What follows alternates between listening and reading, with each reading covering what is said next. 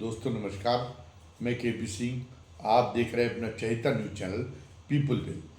राज्यसभा के उपसभापति जगदीप धनखड़ एक बार फिर न्यायपालिका पर हमलावर है। गत लोकसभा के में भी जब शुरुआत का दौर था तब भी उनका ही की आक्रामकता देखी गई थी न्यायपालिका के खिलाफ, जब उन्होंने और उस समय पे जो किरण रिजिजू हैं वो जो है कानून मंत्रालय का काम देख रहे थे। दोनों लोगों ने एक मुहिम चला दी थी कि ये जो केशवानंद भारती मामले में जो सुप्रीम कोर्ट का फैसला है कि संसद को यद्यपि संविधान में संशोधन करने की निर्बाध शक्तियाँ प्राप्त हैं, लेकिन संविधान का जो मूल ढांचा है उस मूल ढांचा में वो अपरिवर्तनीय है। वो उसमें संसद को भी ये अधिकार नहीं है कि वो उसमें किसी तरीके का बदलाव करे, क्योंकि उस समय केशवानंद भारती केस में सुप्रीम कोर्ट का कहना ये था कि अगर मूलभूत ढांचे में भी संसद का अधिकार मान्य कर लिया जाएगा तब तो फिर ये संविधान के पुनर्लेखन जैसा काम होगा। लेकिन इसके बावजूद भी जो किरण रिजिजू है और जो जगदीप धनखड़ है वो कह रहे थे कि नहीं, तो भारतीय संविधान में संप्रभुता जनता की में निहित की गई है और जनता की संप्रभुता की अभिव्यक्ति संसद के माध्यम से होती है, इसलिए संसद पर कोई रोक नहीं है। वो कानून में कोई भी परिवर्तन कर सकती है, कुछ भी संसद के लिए परिवर्तन ऐसा नहीं है कि जिसमें उसको रोको, चाहे वो भले मूल ढांचा क्यों ना हो। तो अब जो उस समय केशवानंद भारती मामले में कहा था कि संविधान का पुनर्लेखन जैसा काम होगा अगर इस जंग की कोई जिद जताती है संसद तो फिर अब ये बात यही बात आधार बनी विपक्ष द्वारा ये प्रचारित करने की कि ये बाबा साहब के बनाए हुए संविधान को नष्ट करके और ये जो भारतीय जनता पार्टी की सरकार है अगर उसको 400 के करीब सीटें मिल गई तो वो नया संविधान लिख डालेगी। तो अब इसमें आज भारतीय जनता पार्टी के लोग कह रहे हैं, भारतीय जनता पार्टी कह रही है कि नहीं, ये तो झूठा प्रचार किया गया,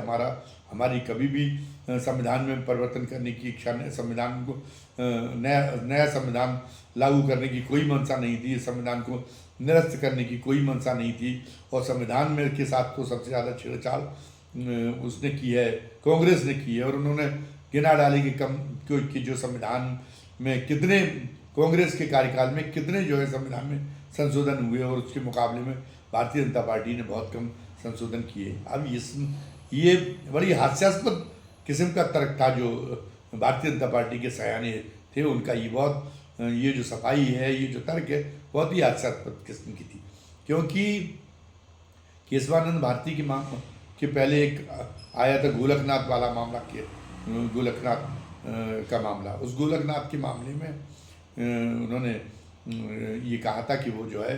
गोलकनाथ के मामले में संविधान ने इस बात को मान्यता दी थी कि सुप्रीम कोर्ट ने ये कहा था कि वो जो है संविधान के जो मूलभूत अधिकार है, नागरिक के जो मौलिक अधिकार है, वो मौलिक अधिकारों में के साथ में कोई छेड़छाड़ नहीं कर सकती। और संपत्ति को उन्होंने खासतौर से संपत्ति के मौलिक अधिकार में को उन्होंने कहा कि ये संसद को इसमें छेड़छाड़ करने का कोई अधिकार नहीं है। उस समय पर उन्होंने जो है ये कहा था कि संसद कोई भी कानून बनाए वो न्यायिक समीक्षा के दायरे में, और संसद को संपत्ति संबंधी मौलिक अधिकार में छेड़छाड़ करने का इसमें कोई अधिकार नहीं है, ये नहीं है। तो उस समय तो ये माना गया था कि संसद के ऊपर एक तरह से सर्वोपरिता न्यायपालिका ने अपनी स्थापित की थी। लेकिन उसके बाद में ये समझ में आया कि जनभावनाएं इसके खिलाफ हो रही, क्योंकि जो देश में जो एक तरह से एक आर्थिक न्याय होना था और जो विकास संबंधी ज़रूरतें थी, उनमें ये था कि फिर तो सरकार विकास संबंधी ज़रूरतों के लिए किसी की संपत्ति का अधिग्रहण ही नहीं कर सकती थी। तो ये जो है इस मामले में ये जब आपत्तियाँ सामने आई और देखा उन्होंने कि जन भावनाएँ जो है सुप्रीम कोर्ट के खिलाफ होती जा रही, और सुप्रीम कोर्ट ने महसूस किया कि इस मामले में उसका विचार रूढ़िवादी था, तो फिर उन्होंने आगे चल के इसको पलट दिया। लेकिन ये फिर उसके बाद में ये कहा कि नहीं, संविधान जो है वो उसको सरकार वो संसद जो है वो किसी भी चीज़ को बदल सकती है, लेकिन फंडामेंटल को नहीं बदल सकती। तो पर ये इन्हीं के विवेकहीनता की वजह से किरण रिजिजू और उनके जगदीप धनखड़ की विवेकहीनता की वजह से ही लोगों ने विपक्ष के इस आरोप को सत्य माना, क्योंकि सुप्रीम कोर्ट ने भी कहा था कि फंडामेंटल चेंज करने का मतलब संविधान का पुनर्लेखन होगा। तो अब जब आप कह रहे थे कुछ भी बदला जा सकता है, तो फिर अब इसमें अगर ये माना कि संविधान में पुनर्लेखन जो है वो कि आप कुछ भी बदल सकते हैं, तो फिर इसका मतलब तो यही है कि इसमें फिर गलत क्या था विपक्ष के आरोप में कि आप सब कुछ बदलना चाहते हो। और जहाँ तक वो ये कहते हैं कि नहीं, उन्होंने इतने अनुच्छेद इतने संशोधन किए, तो उन संशोधन का और संविधान के मूल ढांचे का कोई संबंध नहीं। वैसे तो कुल मिला के जो भारत संघ अधिनियम 1935 है, तकनीकी बातें तो लगभग सारी की सारी वही जो है अपना ली गई थी भारत के नए संविधान में, लेकिन उसमें जो उसकी प्रस्तावना, जो मसौदा थी, जो संविधान की आत्मा है, जिसको सुप्रीम कोर्ट ने फंडामेंटल का नाम दिया है, और जिसको वो आत्मा को रचने का जिसका काम बाबा साहब ने किया है, बात उसकी है कि उसमें आप तब्दीली नहीं कर सकते, जिसमें समानता के अधिकार की बात है, जिसमें बंधुत्व को बढ़ावा देने की बात है, जिसमें नागरिकों के अधिकारों की सुरक्षा की बात है। ये सारी इन सब चीज़ों में आप कोई बदलाव नहीं कर सकते। लेकिन जिस ढंग से आरक्षण को लेकर जैसे बहसें चल रही थी और तमाम सारी जो बहसें चल रही थी, तो उनमें ये था कि तो ये अनुमान लगाया गया था कि जो संविधान की जिसको संविधान की आत्मा के रूप में परिभाषित किया जाता है, जो मसौदा कमेटी के अध्यक्ष के रूप में जो बाबा साहब ने जो उसमें जो उसकी जो निर्देशक भावना, उसका जो निर्देशक तत्व स्वीकार किए थे, वो निर्देशक तत्व जो है आपके उसमें आपकी दुर्भावना, वो आपकी दुर्भावना के शिकार बन रहे हैं, इसलिए आप उस संविधान का पुनर्लेखन करना चाहते हैं। तो इसमें कोई गलत बात नहीं थी। उसका गंभीर खामियाजा भोगना पड़ा भारतीय जनता पार्टी को, इनकी विवेकहीनता का, जगदीप धनखड़ का, और उसका नतीजा ये हुआ कि भारतीय जनता पार्टी 400 सीटें तो बहुत दूर की बात हो गई, भारतीय जनता पार्टी अपने दम पर भी बहुमत में नहीं आ पाई। अब फिर जो सुप्रीम कोर्ट ने ये जो निर्णय दिया है कि जो कि राज्यपाल और राष्ट्रपति जो सरकार जो चुनी हुई विधानसभाओं के द्वारा, जहाँ विपक्षी सरकारें हैं, जहाँ विपक्ष के जिन राज्यों में विपक्ष बहुमत में है, वहाँ की चुने हुए सदन द्वारा जो कानून पारित किया जाता है, वो आप एक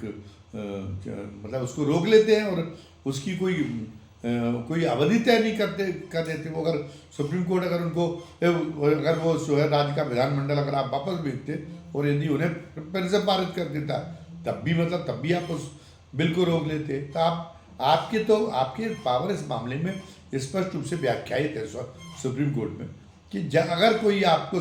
राज्यपाल का पद इसलिए बनाया गया और उस पर बहस चल रही कि राज्यपाल के पद को बनाए रखने का औचित्य क्या है, ये सफ़ेद हाथी सरकार क्यों पाल रही है इसको, तो ये तो उपनिवेश काल के के मतलब अवशेष है, और उन अवशेषों को खाम में ढो कांग्रेस सरकार ढोती रही, लेकिन आगे आने वाली सरकार को तो इसको जो है इससे इनके मोह से उभरना चाहिए और राज्यपाल का पद ही खत्म कर देना चाहिए। बल्कि जो जनता पार्टी की जब सरकार आई थी, जिसमें जो कि जिसका एक जो निर्देशक तत्व थे वो जेपी की संपूर्ण क्रांति के दस्तावेज में निहित थे, तो उनमें ही उन राजनीतिक सुधारों में ही इस बात पर भी विचार किया गया था उसके तहत कि ये राज्यपाल का पद समाप्त कर दिया जाए। और आज भी ये राज्यपाल के पद की केवल ये उपयोगिता है कि वो अगर किसी जगह किसी राज्य सरकार को ऐसा कोई काम न करने दें जो राष्ट्रीय एकता और अखंडता को प्रभावित करने वाला हो, और या कोई जो संवैधानिक रूप से कोई डिफेक्टेड कोई उनका कोई कदम हो, चाहे उनका कोई अध्यादेश हो, चाहे उनके कोई विधेयक हो, तो वो उस पर बाकायदा अपनी टिप्पणी नोट करते हुए कि ये बातें जो है ये आपके बिल में ये बातें राष्ट्रीय एकता अखंडता को प्रभावित करने वाली है, या मतलब जो जो संवैधानिक व्यवस्था है, उस संवैधानिक व्यवस्था के तहत के संदर्भ में ये इस ढंग से ये बातें, ये आपका जो बिल है ये त्रुटिपूर्ण है, तब तो आप रोक सकते हैं। लेकिन आप कोई बात भी नहीं बता रहे, फिर आप उसके रोकने की एक सीमा है कि आप, वरना तो इस तरीके से तो आपने जो एक तरीका बना रखा कि जहाँ पर भी दूसरे दल की सरकार बने, आप दिल्ली में उदाहरण देख लीजिए, दिल्ली में तो आपने तय कर लिया था कि सरकार कि आम आदमी पार्टी की सरकार को आप चलने ही नहीं देंगे, और सुप्रीम कोर्ट उसमें आपको दखल देने से नहीं रोक पाया। जब सुप्रीम कोर्ट ने पहले ये कहा कि नहीं, जो ट्रांसफ़र है वो केवल पुलिस के ट्रांसफ़र छोड़ के, और वो तो एक चुनी हुई सरकार दिल्ली में है, दिल्ली को भले पूर्ण राज्य का दर्जा प्राप्त ना हो, लेकिन वो एक चुनी हुई सरकार है, तो चुनी हुई सरकार कैसे लोगों की अपेक्षाएं पूरी कर पाएगी? चुनी हुई सरकार की सार्थकता क्या रह जाएगी जब वो अपने मुताबिक अधिकारी तैनात और उनका नहीं कर पाई, उनके तबादले नहीं कर पाई। लेकिन ये मोदी सरकार उसके खिलाफ एक संसद में कानून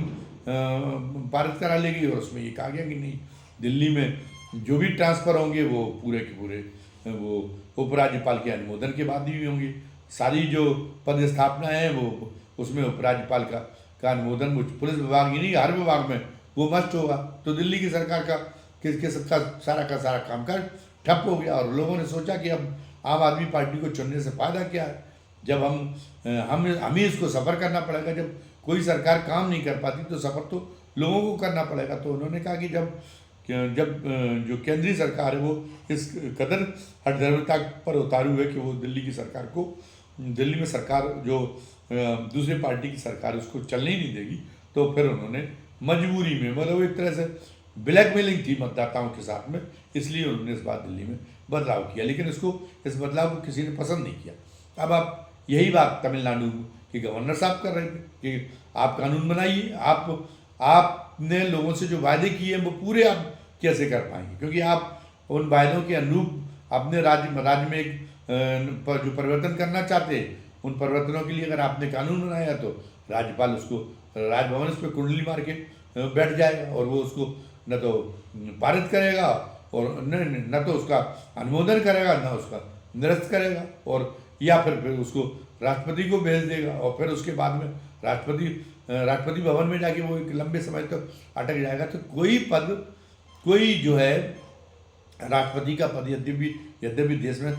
सर्वोच्च पद है और राज्यों में राज्यपाल रहते हैं, लेकिन किसी पद की सर्वोच्चता अगर जनहित के ऊपर आ जाती है, अगर उसका संदर्भ ये हो जाता है कि उसके सामने जनहित तुच्छ है उसकी पद की सर्वोच्चता के लिए, तो वो पद की सर्वोच्चता या उसकी वजह से व्यवस्था बिल्कुल जो है व्यवस्था ध्वस्त होने का खतरा हो रहा है, उसकी प्रभुता मानने के चक्कर में, तो फिर एक व्यवस्था बनाए रखने के लिए तो एक हस्तक्षेप करना ही पड़ेगा। तो वो इस नाते जो न्यायपालिका को 142 के तहत, जो अनुच्छेद 142 के तहत जो शक्तियाँ प्राप्त थी, उसको सर्वोच्च न्यायालय ने उसको जो है उसका इस्तेमाल करते हुए ये कह दिया, और उसके मामले में जो गृह मंत्रालय में एक आदेश, एक व्यवस्था की गई थी, उसके हवाले से उन्होंने कहा कि नहीं, जो है वो आप 3 महीने के अंदर आप फैसला कर लीजिए, एक समय सीमा तय कर दिए। तो अब इस समय सीमा, ये व्यवस्था बनाए रखने के लिए ये जनहित में, अब इसको उपराज्यपाल को इसमें इनको उपसभापति को, राज्यसभा को, फिर एक वही उन्होंने विवेकहीनता का काम किया कि अभी जो है मोदी सरकार कामयाब हो चुकी है अपनी दम पे बहुमत खो के, और दोबारा फिर मतलब है उसकी आप स्वामी भक्ति दिखाने के चक्कर में, अपना अड़ियल पल दिखाने के चक्कर में फिर आप एक वो काम कर रहे हैं कि उसका खामियाजा भारतीय जनता पार्टी को भोगना पड़े और मोदी सरकार को भोगना पड़े। तो मोदी सरकार ने बड़ा विवेक का परिचय दिया कि मोदी सरकार के किसी मंत्री ने और उसने या मोदी सरकार ने खुद जो है कोई इस मामले में सार्वजनिक रूप से सुप्रीम कोर्ट के खिलाफ कोई बात नहीं की। अगर उसके पास में तर्क है तो देखा गया कि ऐसे अपनी टकराव की हालत से जो एक अच्छी सरकार होती है, जो एक सच्ची राष्ट्रवादी, जिसके लिए राष्ट्र सर्वोपरि है, वो विभिन्न संवैधानिक संस्थाओं में टकराव से बचती, फिर वो एक तरीका निकालती। मान लीजिए कि अगर ऐसे कुछ तर्क हैं मोदी सरकार के पास में जिससे ये समझाया जा सकता है उच्चतम न्यायालय को कि नहीं, आपने जो एक व्यवस्था की है, जो ये कहा है कि जो समय सीमा बांधी बिल पारित करने का, इससे ये अमुक अमुक नुकसान हो सकते हैं। तो एक उसके लिए बताया गया था कि एक पुनर्विचार याचिका दायर करने के लिए मंथन उसमें चल रहा है सरकार के अंदर। तो वो तो एक तरीका एक उचित था, वो तो उसके उन तरीकों का इस्तेमाल हर एक जो एक सोवर सरकार है, एक जो सौम्य सरकार है, जो राष्ट्रीय चिंतन पर आधारित सरकार है, वो करती है। जैसे नरसिंह राव की सरकार थी, नरसिंह राव की सरकार में एक समय की मौका आया था कि जब कल्पनाथ राय जिनको टाडा में गिरफ्तार किया गया था, पूर्व केंद्रीय मंत्री थे वो, उनको तो टाडा जब उनकी जमानत अर्जी दिल्ली में उस समय मेट्रोपॉलिटन मजिस्ट्रेट सबऑर्डिनेट कोर्ट में थे एस.एन. दीगरा, बाद में तो वो सुप्रीम कोर्ट तक पहुँचे, लेकिन एस.एन. दीगरा उस समय मेट्रोपॉलिटन मजिस्ट्रेट थे। तो उनकी अदालत में आया, तो ये मामला आया, तो उन्होंने जमानत को खारिज करते ये लिखा कि कल्पनाथ राय जैसे लोगों के संसद में पहुंचने से संसद तो गुंडों का अड्डा बनती जा रही। तो इस पर चंद्रशेखर ने इस पर बहुत नाराज़गी जताई और सदन में ये मामला उठा दिया कि इस मामले में सुप्रीम कोर्ट के प्रधान न्यायाधीश को तलब किया जाए और जो है उसको कि आखिर उनकी जो है उनके अधीन चलने वाली अदालतों की ये जरूरत कैसे हो गई कि उन्होंने जो है संसद के बारे में टिप्पणी कर दी। तो अब अगर धनगर जैसे अगर लोग अगर उस समय सरकार में रहे होते तो नरसिंह राव भी आवेश में आ जाते हो, वो इसको प्रतिष्ठा का प्रश्न बना लेते। पूरी दुनिया में जगहसाई होती कि वहाँ पे संसद और न्यायपालिका टकरा रही है, लेकिन उन्होंने ये तरीका नहीं अपनाया। उनके प्रधानमंत्री की और उनके बीच में जो तत्कालीन सुप्रीम कोर्ट के प्रधान न्यायाधीश थे, बहुत ही गोपनीय तौर पर उनके बीच में बातचीत हुई और उसके बाद में स्यो मोटो उसको जो है संज्ञान में लिया उच्चतम न्यायालय ने, और उसके बाद में वो ये आदेश पारित किया कि एस.एन. दीगरा की मतलब सबऑर्डिनेट कोर्ट की सारी जो इन्होंने संसद को लेकर जो टिप्पणियाँ की हैं उसमें, और वो जो है वो टिप्पणियाँ एक्सपंज की जाती, खारिज की जाती। और साथ ही में ये निर्देश पारित किया कि कोई सबऑर्डिनेट के कोर्ट के उसके यहाँ जो केस चल रहे हैं उन केसों के चलने में कोई आदेश पारित करते समय उसकी केवल केस की मेरिट के बारे में चर्चा करे, उस किसी संवैधानिक संस्था के बारे में कोई टिप्पणी न करे, ये उसके अधिकार क्षेत्र में नहीं है और ये बहुत अवांछनीय माना जाएगा। ये उसको कल दिया और एक बहुत ही एक उस तरीके से बहुत ही एक पूरा एक गरिमा बनाए रखते हुए इस मामले का निस्तारण हो गया था। तो ऐसे मौके आए हैं। एक बार चंद्रशेखर जी इस बात पर भी नाराज हो गए थे जब सुप्रीम कोर्ट ने ये व्यवस्था दी थी कि वो जो है ये कहा गया था कि लोकसभा और विधानसभा के चुनाव में जो उम्मीदवार हैं वो उम्मीदवारों को एक शपथ पत्र देना होगा जिसमें उनके खिलाफ जो आपराधिक मामले जानकर चल रहे हों उनकी जानकारी उसमें दी जानी चाहिए और अपने उसकी उम्मीदवार अपनी शैक्षणिक योग्यता के बारे में बताए, अपनी संपत्तियों के बारे में बताए कि उसके पास में कितनी और उसके परिवार में और उसके में कितनी संपत्ति। ये जो व्यवस्था की तो उन्होंने चंद्रशेखर ने कहा कि ये तो कानून बनाने का काम कर दिया सुप्रीम कोर्ट ने, और कानून बनाने का काम तो संसद का है, तो सुप्रीम कोर्ट की ने ये हिमाकत कैसे की। तो फिर सुप्रीम कोर्ट में ये मामला गया तो सुप्रीम कोर्ट ने बहुत विनम्रता के साथ में कहा कि नहीं, हमने कोई हिमाकत नहीं की है, संसद हम जो है इस बात को मानते हैं और इसको स्वीकार करते हैं कि कानून बनाने का अधिकार संसद को है, हमें कानून बनाने का अधिकार नहीं है। लेकिन हमने जो ये आदेश जारी किया है, जो ये व्यवस्था दी है, जो रूलिंग दी है, वो रूलिंग दी जो संसद ने सूचना का अधिकार बनाया है, उसी सूचना के अधिकार के दायरे में ये चीज़ भी शामिल है अपने आप को कि उम्मीदवार को ये सूचना के अधिकार के तहत ये जानकारी करने का अधिकार होना चाहिए कि उसका उम्मीदवार कैसा है, उसका उम्मीदवार का जो है चरित्र कैसा है, उसके पास में संपत्तियां कैसी, उसकी शैक्षणिक योग्यता क्या है। तो मतदाता चुनने के लिए जा रहे थे, जब मतदाताओं के सामने यही स्थिति स्पष्ट नहीं हुई कि उसका उम्मीदवार जो उम्मीदवार उनके सामने रखे गए उन उम्मीदवारों का ये मूलभूत परिचय क्या है, तो फिर वो अपने अधिकार का इस्तेमाल कैसे करेगा। तो सुप्रीम कोर्ट ने कहा था कि नहीं, हम कानून बनाने का काम नहीं करें। तो एक तो मैंने ये कहा कि वो उस मामले को ध्यान में रखा जाना चाहिए था, गोलकनाथ बांधे मामले में, कि उसमें ये उन्होंने कहा कि उसमें ये कहा गया था कि यानी संसद को कानून बनाने का अधिकार है, लेकिन मौलिक अधिकारों का, उस समय उन्होंने कहा था मौलिक अधिकारों का नहीं। तो ये जो तकनीकी व्यवस्थाएं थी, ये चाहे गोलकनाथ से लेके और केशवानंद भारती तक के मामले में जो पूरी लीडिंग केस क्वीन की जो पूरी हिस्ट्री है, वो हिस्ट्री ये बताती है कि उनका जो आप उनकी उनसे तुलना नहीं की गई, जो सामान्य जो तकनीकी परिवर्तन किए जाते हैं, जो कांग्रेस में के समय पे आप कह रहे हैं कि संविधान में इतने संशोधन किए गए, तो वो एक तकनीकी किस्म के संशोधन थे। उनका संविधान की आत्मा से संबंध नहीं था, उनका संविधान के मूलभूत ढांचे से संबंध नहीं था। लेकिन जगदीप धनखड़ ने उस समय पे भी हिमाकत की थी, ये कह के कि संसद कुछ भी बदल सकती है, और अब फिर ये कह रहे हैं कि अनुच्छेद 142 को जो के तहत जो सुप्रीम कोर्ट को, न्यायपालिका को जो शक्तियाँ दी गई, जो हमारे लिए 24 घंटे और 7 दिन जो है संसद के अधिकारों पर मिसाइलें गिराने जैसा ये अधिकार बन गया है। तो ये जो अतिरंजित भाषा का इस्तेमाल किया, ये उत्तेजनात्मक भाषा का इस्तेमाल किया है, ये भाषा का इस्तेमाल, और वो तो सभापति के पद पर हैं, तो वो ये इस भाषा का इस्तेमाल बहुत गलत है। और ये इस ढंग से संवैधानिक संस्थाओं के बीच में टकराव को न्योतने वाली ये काम, ये जो है ये एक तरह से राष्ट्रद्रोह की कोटि जैसे काम में आते हैं। अगर इस मामले में वही हम फिर याद दिलाना चाहते हैं नरसिंह राव के समय का उदाहरण, और उसमें मोदी सरकार उस ढंग का परिचय दे भी रही है कि वो पुनर्विचार याचिका सामने लाए, और यदि उसके पास में ऐसी कोई दलीलें हैं जिससे वो समय सीमा बांधने का उसको लगता है कि औचित्यपूर्ण नहीं होगा राष्ट्रपति और राज्यपाल के लिए,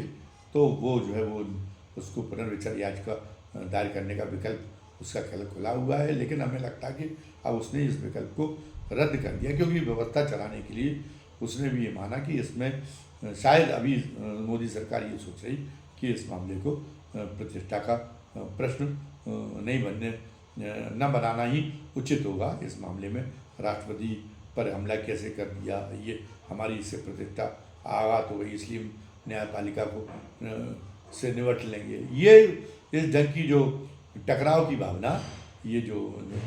प्रमुख स्तंभ हैं व्यवस्था के, उनके बीच में नहीं आना चाहिए। तो अगर मोदी सरकार का जो अभी आवाज़ हो रहा है, तो जो जिस सद्बुद्धि का परिचय दे रही, इसके लिए वो साधुवाद की पात्र है, लेकिन उससे जगदीप धनखड़ को नियंत्रित करना पड़ेगा। और जगदीप धनखड़ ने उपसभापति के रहते हुए भी संसदीय परंपराओं को पर जो है हमारी जो उज्ज्वल संसदीय परंपराएं हैं, उन पर कहीं ना कहीं से कुछ दाग लगाने की कोशिश की है। वो विपक्ष के सारे जितने भी कार्य स्थगन नोटिस होते हैं, वो सबके सब खारिज कर देते हैं, और उनसे सांसद शिकायत कर चुके हैं विपक्ष वाले कि वो जो है वो तो एक तरह क्लास टीचर की तरह व्यवहार करते हैं, और फिर इससे उत्तेजित हो कि मैं जाट हूँ, मैं नहीं झुकूँगा, मैं किसान हूँ। अरे जाट का असम्मान कौन करता? जाट तो देश की बहादुर कौम है। लेकिन आप इस बात की आपको दुहाई उपसभापति के आसन पर बैठने के बाद में आपको जाति की दुहाई देनी नहीं चाहिए थी। आपको कोई जाट होने की वजह से थोड़ी आप पर अविश्वास व्यक्त कर रहा था विपक्ष। वो तो आपके उपसभापति के रूप में जो कर्तव्य है वो किसी भी जात का होता, हर जात का कि एक तरह से अधिकारी को वहाँ पे ओम बिरला साहब है लोकसभा में, कल को उनके खिलाफ कोई बात कही जाएगी तो वो कहने लगेंगे कि मैं चूँकि वैश्य हूँ इसलिए मुझे घेरने की कोशिश की जा रही कि वैसे कमज़ोर समझा जा रहा हूँ, मैं कमज़ोर नहीं हूँ। इनसे तो उसकी जो हमारी समाज की जो गरिमा है उसका ज़बरदस्त आनंद होगा। इस तरीके के उच्च परासी लोगों के अगर बैठने से, तो हम उम्मीद करेंगे कि इनको संतुलित करने का प्रयास भारतीय जनता पार्टी के द्वारा किया जाएगा, ताकि उसके लिए ये मुसीबतें पैदा करने का कारण न बन जाए। नादान की दोस्ती जी का जंजाल की कहावत है, चरितार्थ ना हो। तो धनखड़ साहब को थोड़ा सा एक अच्छे मशवरे की ज़रूरत है। आज की वीडियो में बस इतना ही। धन्यवाद। जय हिंद, जय भारत।